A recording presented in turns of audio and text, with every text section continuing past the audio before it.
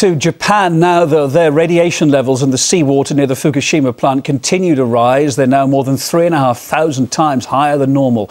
Radioactive materials also been detected in soil at the facility. Japan's government has described the situation as serious and unpredictable. Workers have been unsuccessfully trying to restore the plant's cooling system in what's now the worst atomic crisis since Chernobyl. There's been some debate, too, over whether there are any similarities between the two events. Let's discuss that. I'm joined by Professor Christopher Busby of the European Committee on Radiation Risk. Sir, thanks for being with us tonight. Initially, when this disaster started, we were told, according to most media reports, that it was all very unlike the terrible events we witnessed in Chernobyl. You're saying different. Why? Well, I said right from the beginning that this was a Chernobyl-level disaster because it was quite clear to me at that time, having looked at the explosions, that there were major problems with those reactor pressure vessels, and it now turns out that there are, and that at least one of them is cracked and there's fuel all over the place.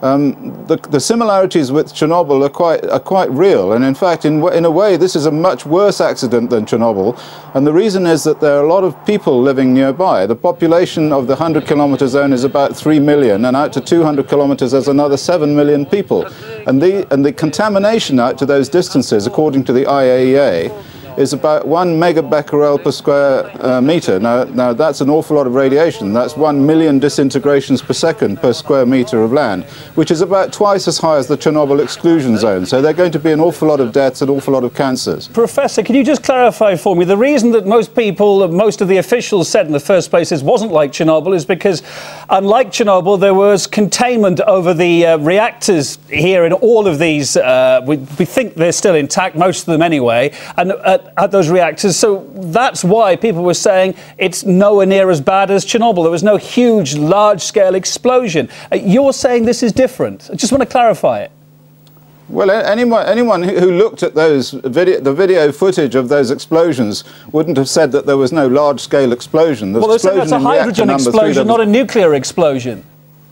Well, it was a hydrogen explosion in Chernobyl as well, actually, so it was the same thing, although there have been some questions about whether it was a hydrogen explosion then.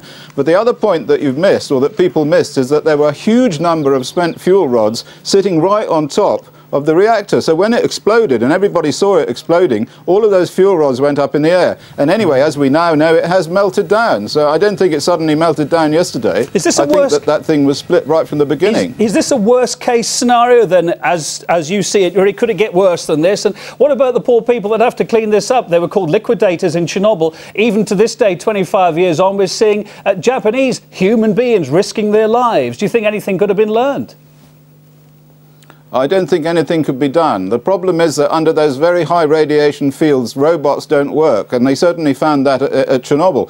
At Chernobyl, they paid huge amount of money to the Germans to provide robots to go in there and remove the pieces of fuel, and the robots just packed up. They didn't work, because under those radiation fields, the electronics don't work. So you have to use people. Unfortunately, I don't think that even with the people there's much that they can do. The thing is out of control, and we have a sort of science fiction scenario now. I think it's going to be very, very bad for Japan, but at the moment I don't think it's going to be quite as bad for the rest of the world. Luckily, because there's a very large Pacific Ocean between Japan and the next major landmass, although I have to say there are increases in radioactivity occurring now in California, just in the last information in the last few hours. So really what you're saying is we're not being told maybe the full picture as it's developing. And what about Tokyo? What fate lies ahead for Tokyo with its huge population?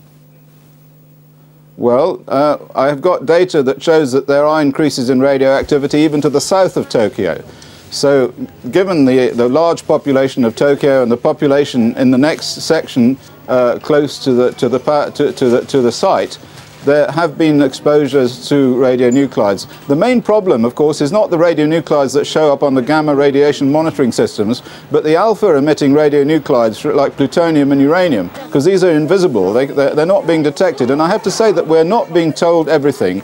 And right from the beginning, we weren't being told everything. And this is one thing that happened with Chernobyl as well. That is another parallel between these two situations, is that we don't get told anything, and the truth slowly comes out as if it's being dragged out of people. How much of a blow has this been for the nuclear industry, or is it just too difficult to say at this time? Well, I would hope that it would mean that the nuclear industry was finished. I mean, we can't. This is certainly going to in my opinion, it's going to finish the north of Japan off. I don't see what they can do about it. They're going to have a very large exclusion zone. The cost is going to be absolutely phenomenal. So the nuclear industry, I think, is finished. But then I thought that after Chernobyl, to be honest, and what happened there was that there was a massive cover-up, an international cover-up by the nuclear lobby of all the health effects of the Chernobyl accident, which is only just coming out now. We now know, as a result of research, that at least 1 million people have died as a result of the Chernobyl accident. Yet we still have the nuclear industry telling us that only a few liquidators died and there really wasn't any problem except thyroid cancer in a few children, and that can be cured. That was a pack of lies, and I think we're going to get another pack of lies after this, so people should watch out. Professor Christopher Busby, Scientific Secretary of the European Committee on Radiation Risks, as you are. Thanks for being on RT tonight. Appreciate it.